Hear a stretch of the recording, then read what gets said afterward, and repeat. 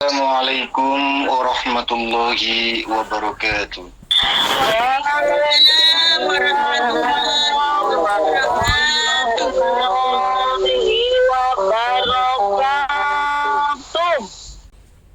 Bismillah walhamdulillah wassalatu wassalamu ala rasulillah la nabiyya ba'dah wa la hawla wa la quwwata illa billah amma ba'd. Faqala Allah ta'ala fi kitabihil karim a'udzu billahi minasy syaithanir rajim. Haula'il ladzina kadzdzabu ala rabbihim ala la'natullahi 'alal zalimin.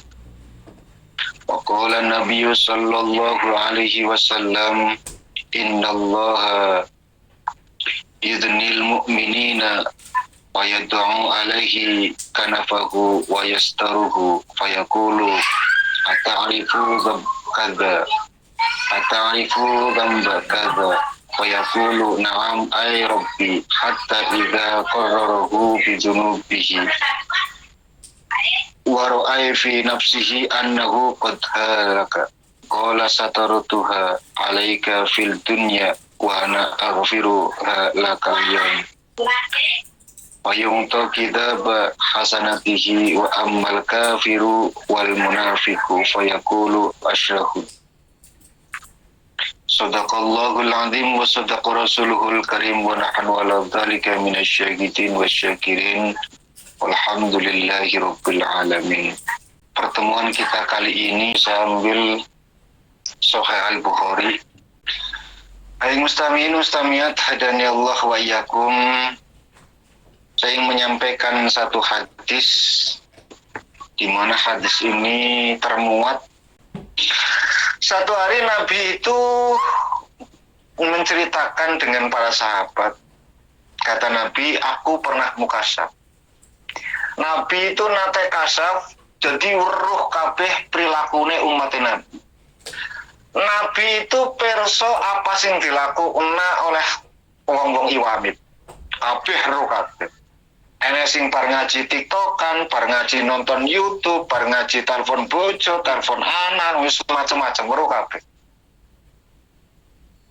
Ada yang ngetetok bener-bener ngakoni kesalahan, istighfar sampai nangis-nangis bar kowe nglakoni neh ya ro. Manusia. Artinya apa? Artinya bahwa perilaku salah, keliru, maksiat, dosa dikerjakan seluruh umatnya dari mulai hari itu sampai ila yaumil kiamah. Nabi melihat semuanya, ngerti kabeh perilakune umatnya. Saking banyaknya kesalahan yang dikerjakan oleh umat Nabi, Nabi nggak punya kesimpulan, Bu. Padahal jenengan ngerti. Jenengan sudah tahu bahwa Nabi adalah orang paling pintar, orang paling cerdas, orang yang paling disayang karo pangeran, paling perek karo pangeran. Sehingga harusnya Nabi itu punya kesimpulan. Bagaimana caranya untuk mencari jalan keluar untuk umatnya biar mendapatkan rahmat ampunan dari Allah Subhanahu wa taala. Ini kali ini Nabi nggak punya kesimpulan. Bayangkan sosok seorang Nabi nggak punya kesimpulan, apalagi kita. Akhirnya Nabi pasrah berserah karo pangeran. Mumpun Gusti, kula pasrah mawon kali panjenengan, wong niku nggih makhluke panjenengan walaupun umatku. Kabeh-kabeh yang jenengan sing kersa, jenengan sing gawe. Akhirnya Allah pun untungnya gitu loh. Untungnya ada hadis qudsi. Akhirnya Allah gini bilang, ya begini Muhammad, kata Allah, kayak kabeh kayak makhlukku, tapi ya kersane aku. Nggak mungkin mereka melakukan satu perbuatan di luar kehendakku. Artinya begini, Bu, apakah kita mampu melakukan satu gerakan tubuh saja tanpa harus menunggu kehendak dari Tuhan? Nggak akan bisa, Bu. Nggak akan pernah bisa. Jenengan pengen tidur, Kalau memang Allah belum pengen jenengan tidur, nggak bakalan bisa tidur, Bu. Gulang guling ning kasur. Matane merem ning bayangane sun ning ngendi. Ana sing bayangna opa Korea, sing macam-macam lah. Artinya apa? Artinya kalau memang Allah nggak menghendaki kita tidur, nggak bakalan bisa tidur. Saat jenengan tidur mawon pun, saat jenengan tidur, apakah punya kehendak untuk bangun? Tidak bisa, Bu. Kalau memang Allah belum kehendak untuk membangunkan jenengan nggak bakalan bangun, Bu. Ana sing kadang bablas, ya. Tak pikir kok sholat duha ternyata kok anak kunute, kunut apa? Kunut nasila, Bu. Ternyata bablas berarti subuh kodo berarti. Tak pikir wakil bocah kayak wakil luar biasa. Benesu salat duha, ternyata bablas. Artinya kita itu tidak punya satu kehendak apapun untuk melakukan sesuatu gitu loh. Semua atas dasar kehendak Allah Subhanahu wa taala. Jadi kowe ora usah bingung Muhammad kata Allah. Kabeh ya kehendakku. Ini kata Allah ngene. Yang ngono kuwe ya. Kabeh yang memang hambaku. Prilakune ngono kuwe. Taat bar kowe maksiat. Bar maksiat tobat. Bar tobat taat meneh. Bar taat kumat meneh. Bar kumat maksiat meneh. Bar maksiat sadar tobat lagi. Terus jare pangeran kowe karepe opo to? Maksudmu piye ngono lho? Kok model ngono kuwe uripmu? Tapi kabeh perilaku kowe mau bahwa Allah Subhanahu wa taala nanti di akhirat itu akan memberikan satu kesaksian. Sebagaimana tertuang dalam Sahih Al-Bukhari an Ibnu Umar radhiyallahu anhuma qol sami'tu Rasulullah sallallahu alaihi wasallam yaqul innallaha yudnil mu'minina. Rasul bersabda, kelak di akhirat Allah akan mendekatkan orang mukmin kepadanya. Fayadau alaihi kanafahu wa yastaruhu. Lalu Allah menaunginya dan memberinya tabir. Wa yaqulu. Lalu Allah bertanya, ata'arifu dzamba kadza? Apakah kamu mengakui pernah berbuat dosa begini dan begitu? Melakukan ini dan itu? Ata'arifu dzamba kadza? Fayaqulu na'am ay rabbi. Lalu Allah bertanya, sehingga ketika orang mukmin tersebut mengakui semua dosa yang diperbuatnya dan berpikir bahwa dirinya akan cilaka, Allah berfirman, sataratuha alaika fi dunya wa ana aghfiruha lakal yauma. Saat di dunia itu Allah tutup aib kita, Bu. Wong mulia, orang mendapatkan kemuliaan itu karena orang tidak tahu aibnya. Bayangkan, kemuliaan yang dimiliki oleh manusia itu karena semata-mata Allah menutupi aibnya. Bayangkan, andai kata Allah buka semua tabir, kemaksiatan, dosa, aib yang dikerjakan seorang tertentu diketahui oleh semua orang, maka orang pasti akan meninggalkannya. Percayalah bahwa tidak ada orang yang mau dengan kita kecuali Allah Subhanahu wa taala yang akan senantiasa mengakui dirinya sebagai seorang hamba meskipun perilakunya wis orang genah. Ya toat, ya maksiat, ya toat, ya maksiat, kumat topat terus. Nih Allah tetap mau manggil dia sebagai seorang hamba.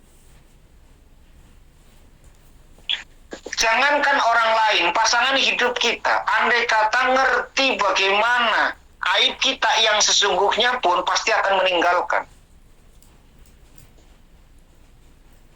Jadi adanya orang mulia itu mergo Allah menutup aib kita. Silakan kalian itu berkaca pada diri sendiri, berapa aib yang kalian lakukan nih. Kita di hadapan manusia biasa-biasa saja, toh mereka nggak ngerti. Artinya apa? Allah benar tutup kebobrokan kita. Allah tutup aib kita. Orang kudu jamaah, pengurus pun sama, bahkan para guru, para ustadz pun mesti duwe aib, Bu. Mesti duwe aib. Ada aib yang memalukan, ada aib yang standar. Intinya bahwa aib lah. Tapi Allah tutup pada waktu di dunia.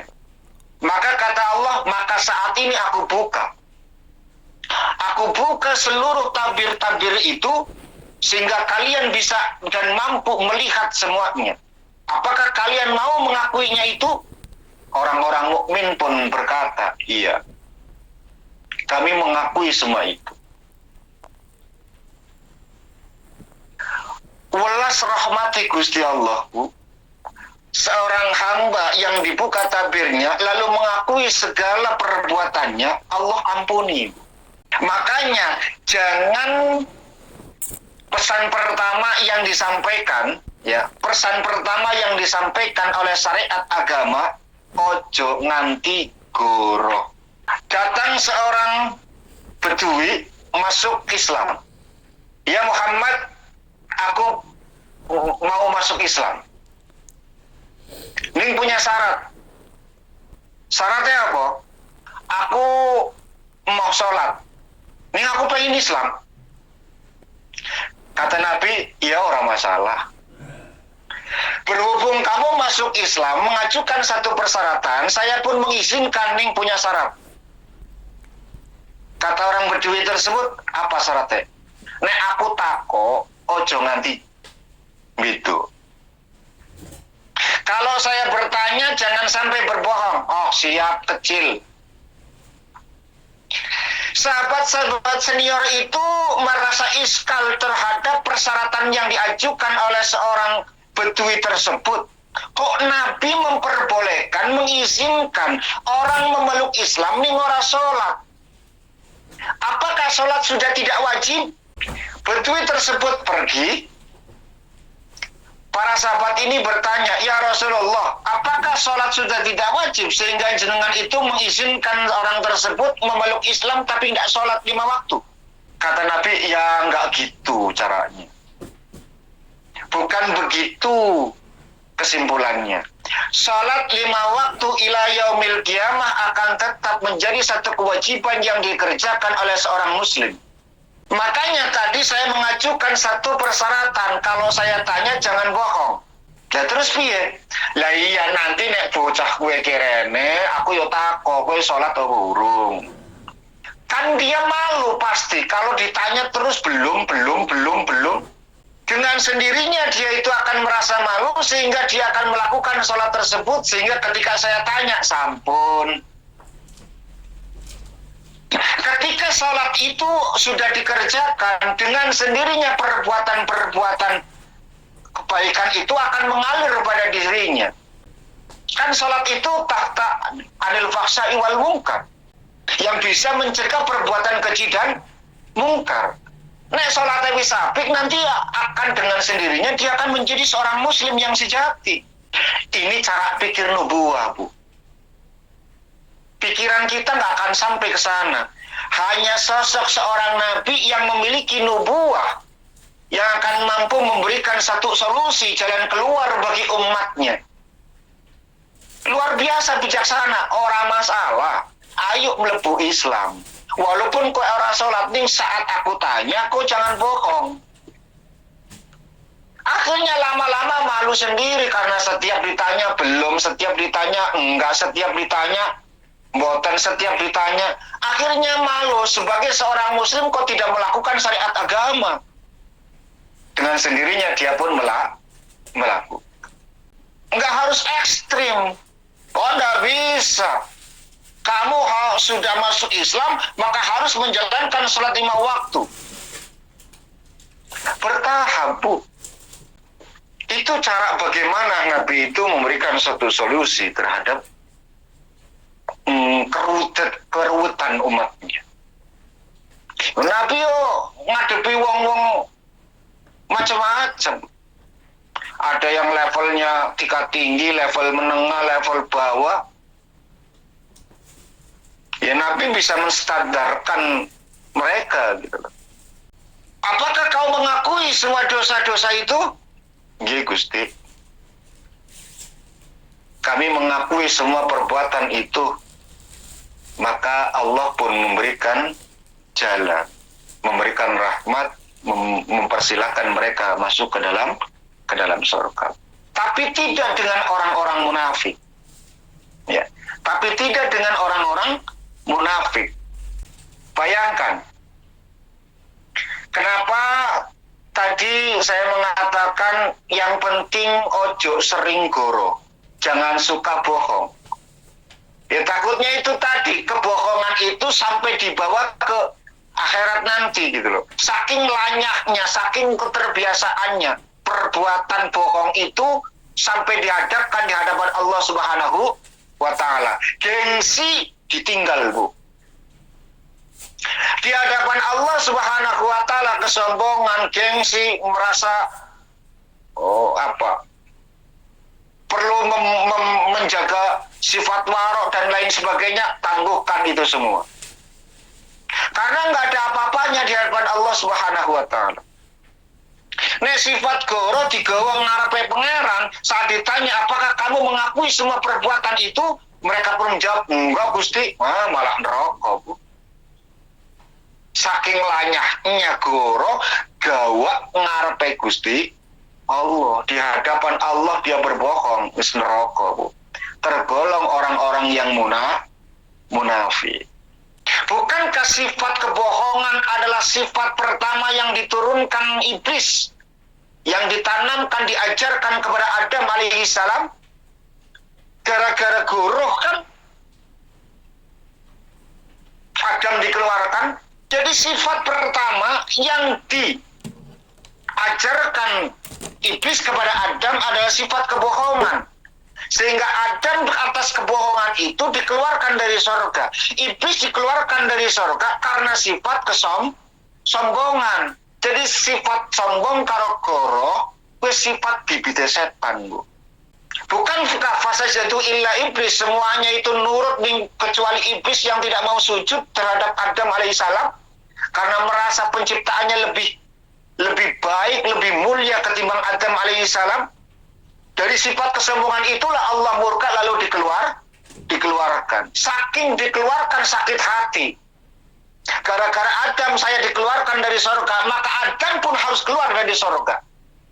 Sifat pertama yang ditawarkan, yang disodorkan untuk Adam adalah satu kebohongan. Dan kowe mergo ora oli perak karo buah kiye, marga arane huldun. Maknane ki kekal. Allah enggak pengen kamu kekal di surga. Makanya kamu itu enggak boleh deket-deket, bahkan tidak boleh makan. Lalu apakah Adam alaihissalam bodoh begitu saja sehingga mau memakannya atas bujuk rayu iblis? Tidak, Bu. Jenengan keliru. Neng jenengan itu memberikan satu kesimpulan atas cerita yang disampaikan para guru bahwa Adam itu mau mengikuti apa yang diajak oleh iblis, keliru jenengan. Sebab Nabi mesti dilindungi atas kebodohan. Nabi mesti pintar, Bu. Sifat wajibin Nabi ki mesti pintar, cerdas. Nggak mungkin Nabi Adam itu bodoh, nggak mungkin. Tapi kenapa Nabi itu sampai memakan buah khuldi tersebut? Karena ada asma Allah yang disematkan setan. Gitu loh. Jadi tidak mungkin Nabi Adam itu sampai membayangkan begini ketika ditegur sama Allah, "Dam, aku kan wis nglarang kowe ojo nganti mangan buah iki. Jangan sampai dekat-dekat dengan buah ini. Kok malah kamu makan? Dekat saja saya larang, tapi kamu malah makan." Apa jawaban Adam alaihissalam pada saat itu? "Ya Rabb, aku tidak akan pernah menyangka ya Rob, namamu yang begitu agung, namamu yang begitu suci, itu dilekatkan pada sebuah kebohongan." Saking cintanya Adam alaihissalam kepada Allah Subhanahu wa taala, saking memuliakannya Nabi Adam kepada Allah Subhanahu wa taala, saking takzimnya Adam alaihissalam kepada Allah Subhanahu wa taala, ketika ada kalimat Allah, maka kalimat Allah itulah yang menggerakkan dirinya untuk melakukan apapun. Jadi bukan masalah dia itu pengen kekal di surga, Bu.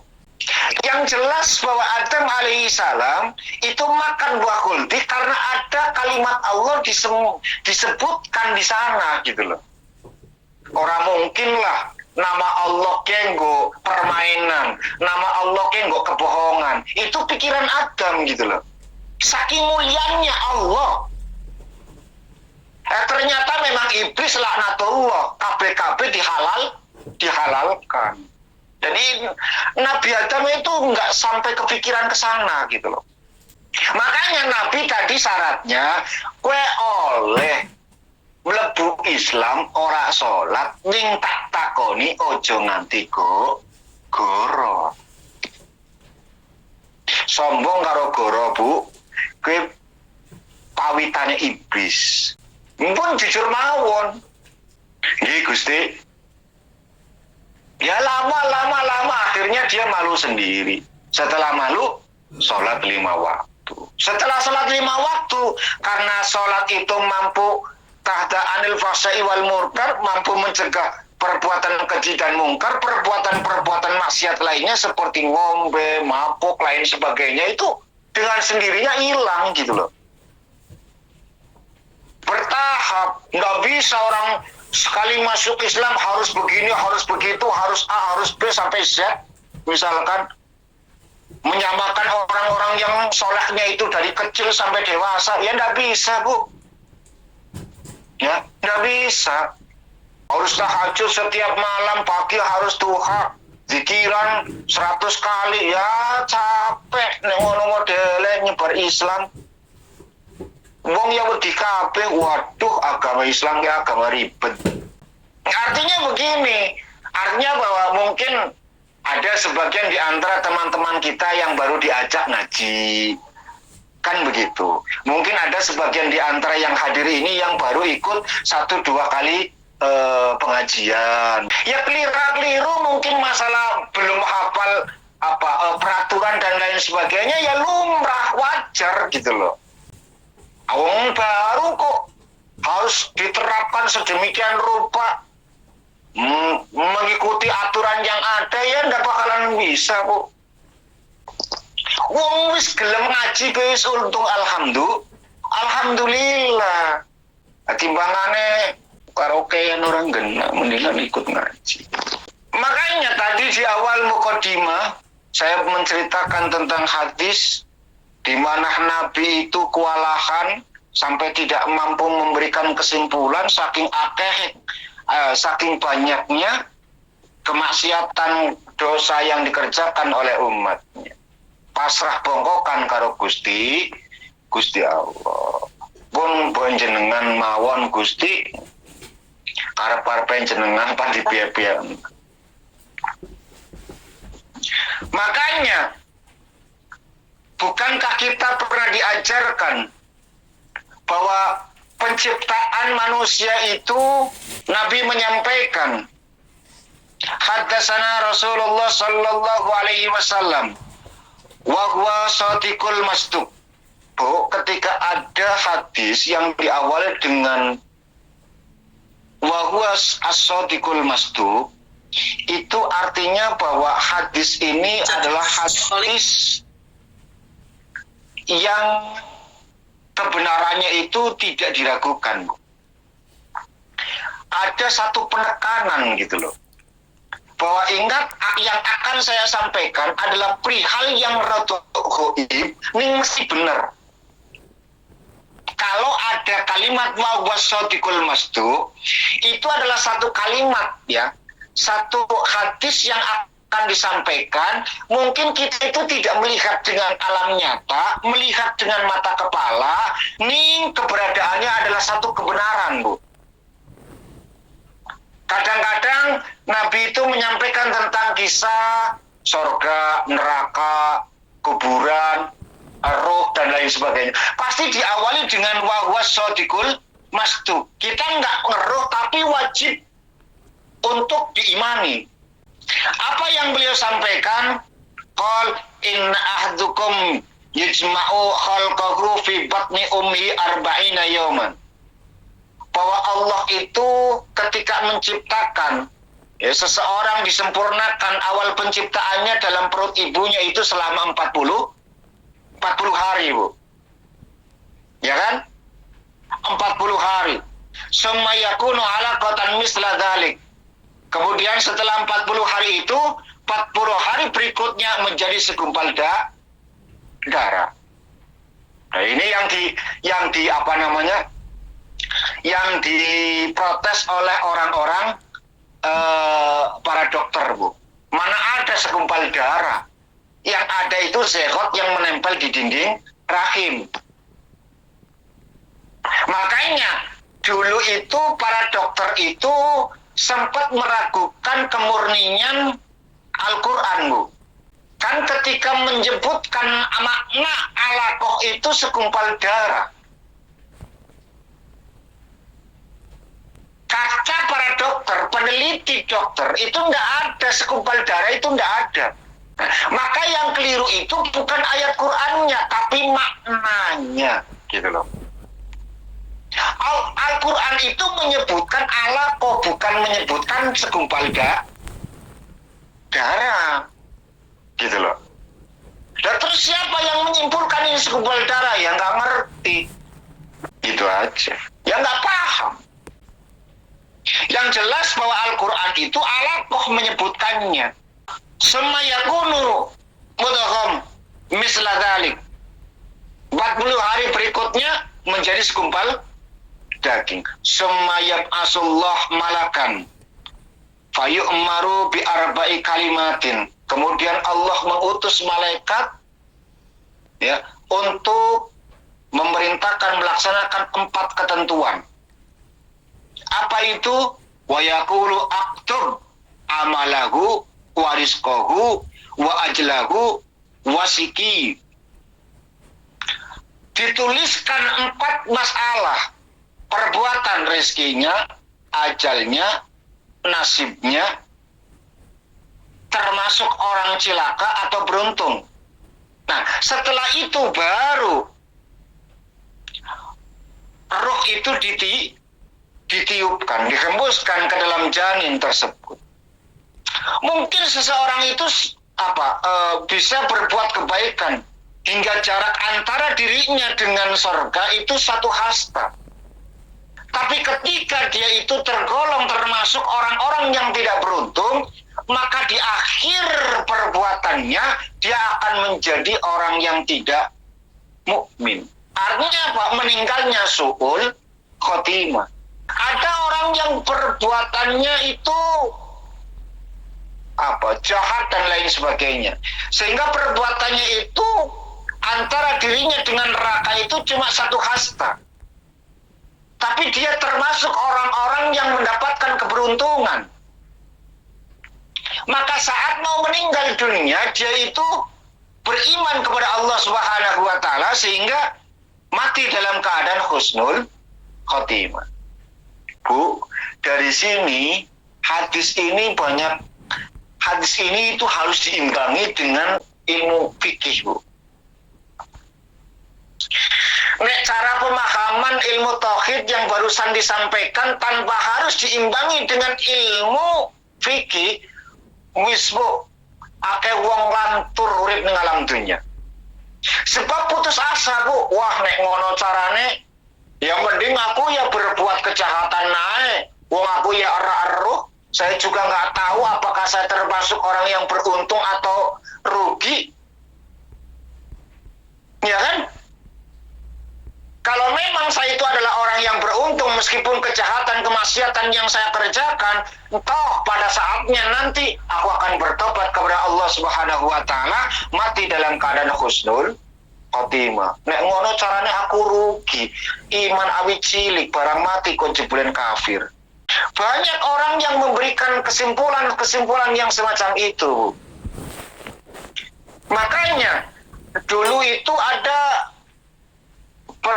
perdebatan antara orang kafir dengan orang mukmin.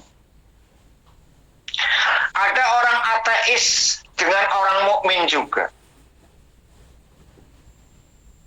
Argumen yang disampaikan orang ateis itu begini. Gini saja.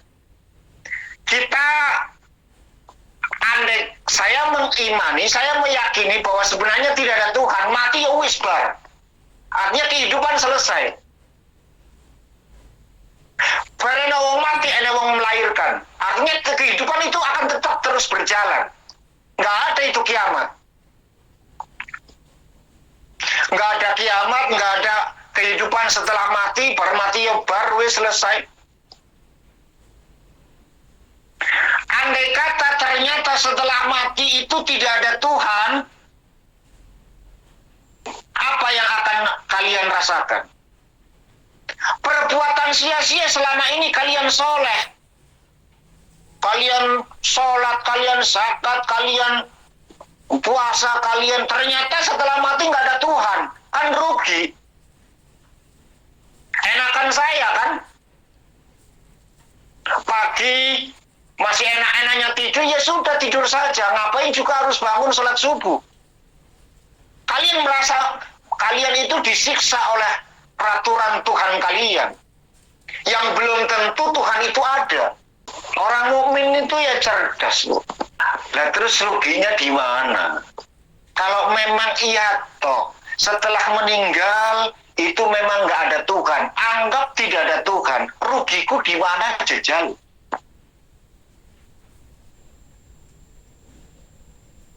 Kan toh nggak ada ruginya. Saya melakukan kebaktian, saya melakukan kebaikan, toh untuk diri saya pribadi. Andai kata memang benar apa yang kau katakan bahwa tidak ada Tuhan setelah kematian, atau memang saat ini tidak ada Tuhan, nggak ada ruginya juga buat diriku. Ketika aku berbuat baik, orang-orang pun menganggap aku seorang baik. Wong kita manusia hidup bersosial. Selesai. Jadi nggak ada ruginya. Sekarang kebalikannya. Andai kata memang ternyata ada Tuhan, apa yang harus kamu alami? Begitu yakin kau alam dunia ini tidak ada pencipta, begitu kuatnya keyakinanmu bahwa setelah mati tidak ada kehidupan, ternyata kau dibangkitkan, dimintakan bertanggung jawab, apa yang kamu lakukan? Masih untung aku. Andai kata kita mengandai, ya wis andai kata. Ada Tuhan, nggak ada Tuhan, tidak akan berpengaruh pada kehidupanku untuk melakukan kebaikan. Sekarang kebalikannya. Kau mengimani, meyakini tidak ada Tuhan, ternyata ada. Iya jajal. Menang, Bu. Ya, artinya saya juga ingin mengajak ketika kita melakukan satu kebaikan. Bahwa ketika kita melakukan satu kebaikan di alam dunia, sudah lillahi ta'ala saja. Tidak harus menjadikan orang-orang itu menganggap diri kita itu baik. Ya, tidak harus, Bu. Andai kata kita itu punya kepandaian, tak harus orang-orang menganggap kita itu memuliakan kita, enggak harus. Biarkan kemuliaan itu milik Allah Subhanahu wa taala. Sebagaimana di awal saya sampaikan, kemuliaan kehebatan, nama baik seseorang yang dimilikinya itu karena perbuatan aibnya ditutup oleh Allah Subhanahu wa Ta'ala. Nggak mungkin ada orang mengagungkan kita, nggak mungkin ada orang memuja kita, nggak mungkin ada orang mencintai kita kalau mereka tahu aib kita. Hanya Allah lah yang akan tetap mengakui diri kita sebagai seorang hamba. Maka ketika kita melakukan perbuatan baik apapun, sematkan kalimat Allah di dalamnya. Baik itu ubudiyah maupun amaliyah. Yo kowe salat yo karena pangeran. Kowe ngamal yo karena Gusti Allah. Pengen sedekah, pengen sedekah, pengen infak, pengen macam-macam. Niatkan itu lillah. Sebagai seorang anak bakti karo wong tua lillah. Sebagai seorang istri bakti karo suami lillah. Sebagai seorang suami bertanggung jawab pada keluarga lillah. Kabeh lillah.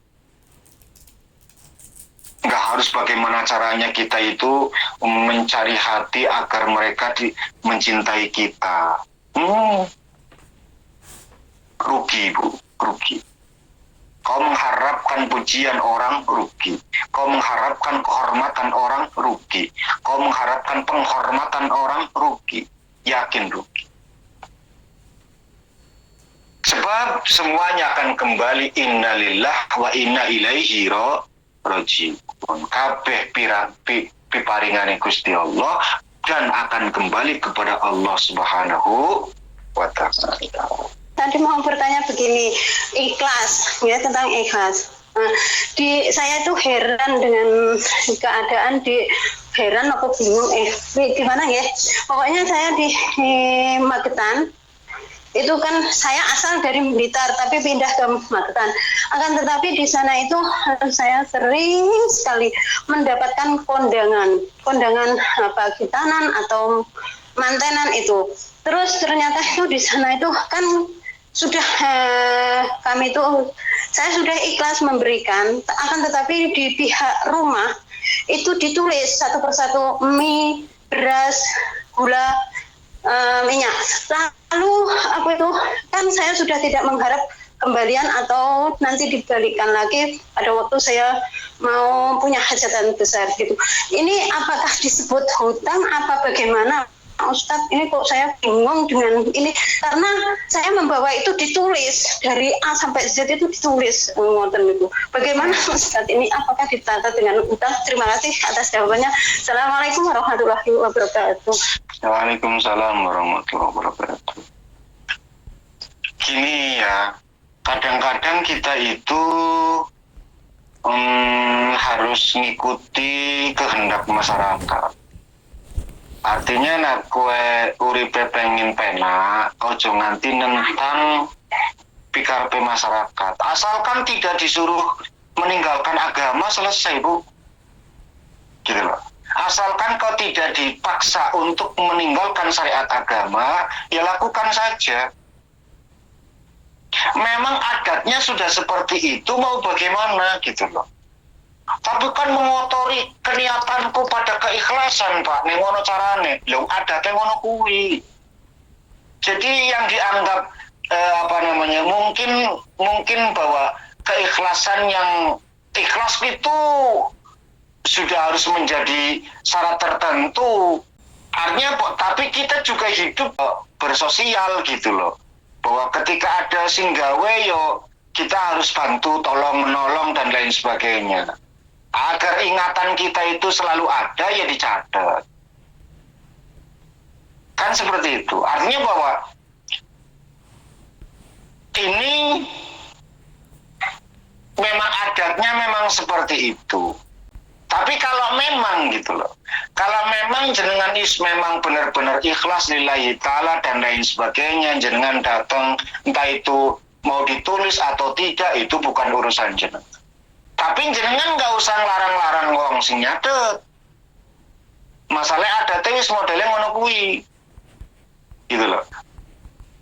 Jangan sampai jenengan itu melakukan satu perbuatan yang memicu kericuan. Malah ketika jenengan itu bilang nggak usah dicatat, malah jenengan itu nanti dicap sebagai orang yang sombong. Mesti. Bukan orang yang ikhlas, Bu. Wong masyarakat ki angel masalahnya. Kita tujuannya ikhlas, ora usah dicatat. Ning tanggapane wong kok sombong temen, mentang-mentang gaji gede. Ngono lho, Bu. Malah bingung nah.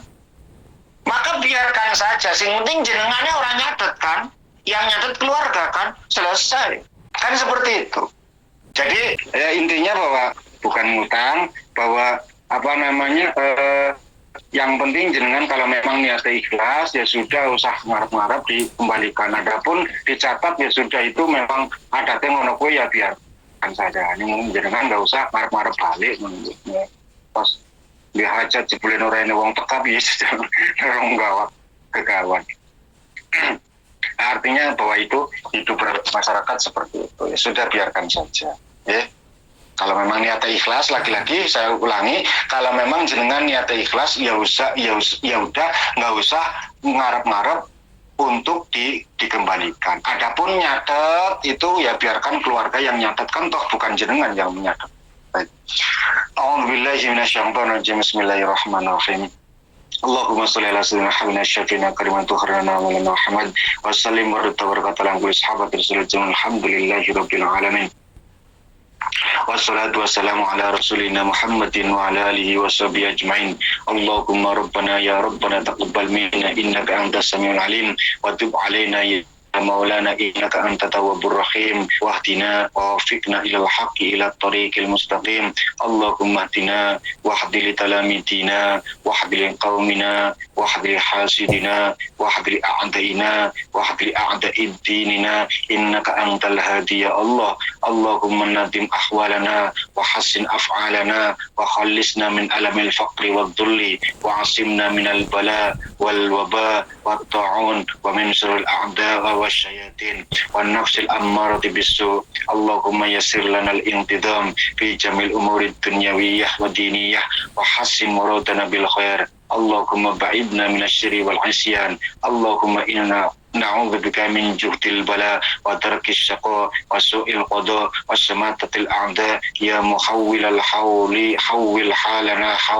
وأحوالنا إلى أحسن حال اللهم يا كاسر النوال ويا خالق جميع الأفعال وفقنا لنية الخير في جميع الأقوال والأحوال اللهم سلمنا وسلم ديننا ولا تسلب وقت النزع إيماننا ولا تسلط علينا من لا يخافك ولا يرحمنا ورزقنا خير الدنيا والآخرة إنك على كل شيء قدير ربنا آتنا في الدنيا حسنة وفي الآخرة حسنة وقنا عذاب النار وصلى الله على سيدنا محمد وعلى آله وصحبه وسلم سبحان ربك رب العزة عما يصفون وسلام على المرسلين والحمد لله رب العالمين بحق الفاتحة أعوذ بالله من الشيطان الرجيم بسم الله الرحمن الرحيم الحمد لله